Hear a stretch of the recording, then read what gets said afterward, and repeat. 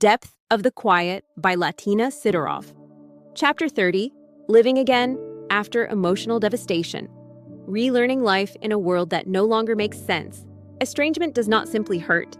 It destroys. It destroys your understanding of family, your sense of identity, your place in your child's story, your belief in the future you imagined, your trust in your own memory, your confidence as a parent, your emotional safety, your ability to trust others, your feeling of belonging, your belief that love guarantees connection. Estrangement is not distance. It is collapse. A collapse of meaning, selfhood, expectations, and the very foundation that your adulthood was built upon. So when parents ask, "How do I live again after this?" they're not asking for cliches or pep talks or 5-step positivity plans. They are asking, how do I rebuild a life when everything inside me was broken open? This chapter is the beginning of that answer. Not a magical fix, not forced optimism, but a steady, grounded path toward living again, slowly, gently, truthfully, after emotional devastation.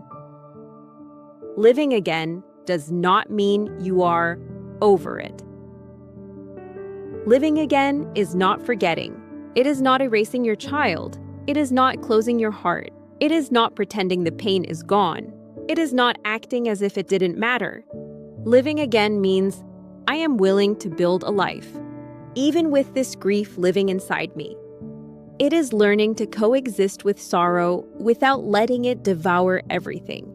It is giving yourself permission to have two truths at once. I am grieving and I am healing. One does not cancel the other. When the dust settles, the stillness hurts the most. Emotional devastation often comes with an initial shock, crying without warning, panic spirals, insomnia, lack of appetite, obsessive thoughts, searching for answers, replaying old memories, the pain of being blocked or ignored, humiliation, confusion, physical heaviness. Then the crisis phase ends, the adrenaline drains, and you're left with a quiet that feels unbearable. This quiet is not numbness. It is the raw, exposed aftermath of an emotional earthquake. This stillness is where healing begins. Not because it is peaceful, but because it forces you to see what remains. And what remains is the part of you that will rebuild. Living again requires relearning your internal landscape.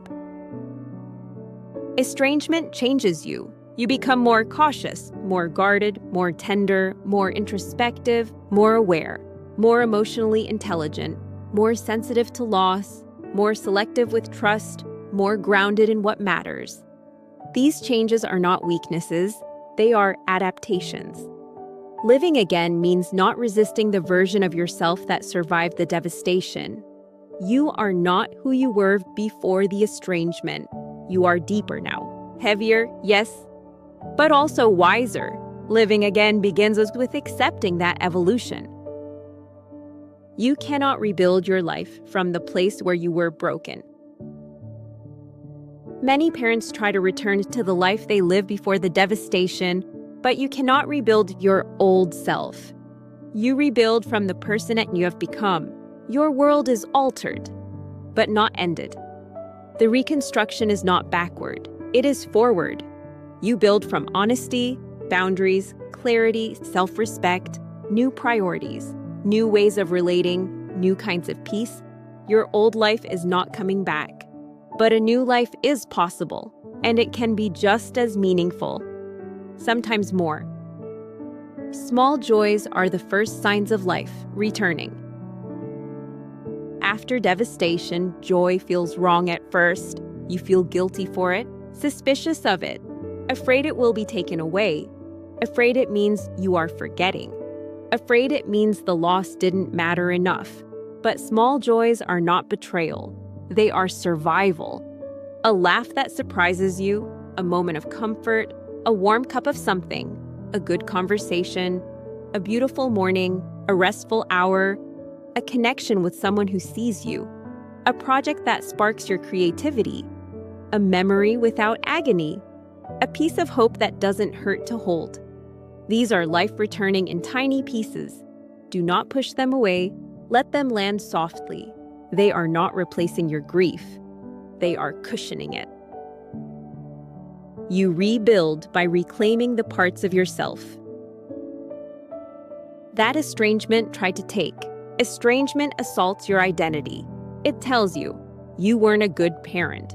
You don't deserve love. You failed. You're to blame. You're the problem. You should be ashamed. Living again means rejecting every identity that was forced onto you. It means reclaiming your goodness, your intentions, your efforts, your strengths, your humanity, your dignity, your capacity to love, your right to have a meaningful life. You do not rebuild as the villain of your child's story. You rebuild as the truth of who you truly are. Living again means choosing life, even when part of your heart feels dead. You are allowed to build a beautiful life, even with part of your heart missing. You are allowed to travel, laugh, create, connect, love, rest, celebrate, dream, rebuild, thrive. Not because the estrangement didn't matter, but because your life still does. Estrangement took a piece of your heart, not your whole existence. Your future is not canceled. It is rewritten, and you still get to hold the pen. Life after devastation is a life built on truth. Not the distorted truths others told about you, not the shame you carried quietly, not the narratives designed to diminish you, but the real truth. You loved, you tried, you were imperfect, but caring. You are human, you are worthy, you deserve joy, you deserve peace, you deserve to live, you deserve a life that feels like yours again. Living again is not disrespectful to your grief. It is the highest respect you can give to your own humanity. Why this chapter matters. Living again after emotional devastation is not about moving on.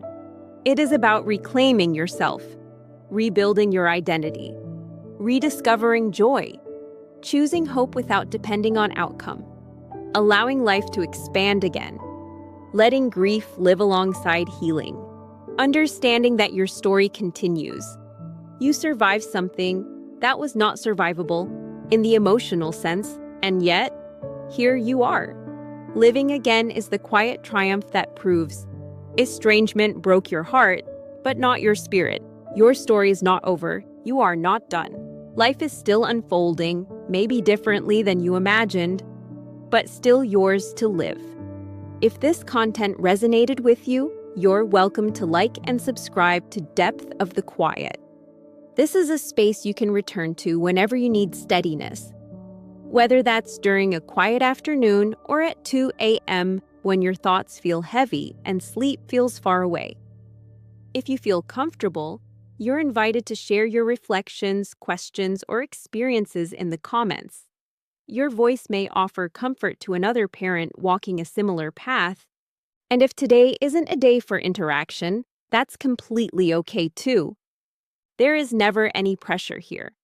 Only support, understanding, and the freedom to heal at your own pace. You are always welcome in this space. Books and resources. If you would like to go deeper, you can explore Depth of the Quiet by Latina Venus Sidoroff. Available in paperback and Kindle on Amazon.